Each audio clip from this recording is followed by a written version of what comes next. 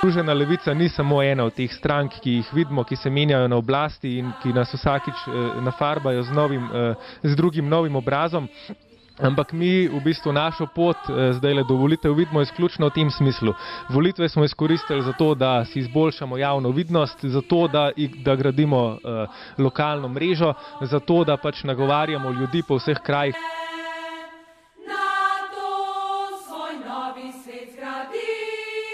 Seveda ni revolucija, ko gorijo avtomobili, pa ko je razbit parlament. Revolucija je takrat, ko se v družbi zamenja, obrne razmerje moči. In na tako revolucijo mi ciljamo in pač tako revolucijo si želimo, ker samo to nekaj pomeni.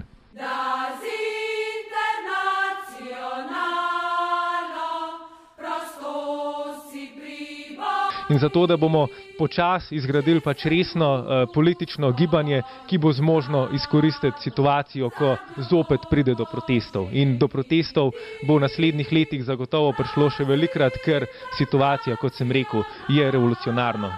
Svetovni red se krha, slovenski politični prostor se sesuva sam vase in če bomo imeli pač resno levico, potem lahko računamo tudi na resne spremembe.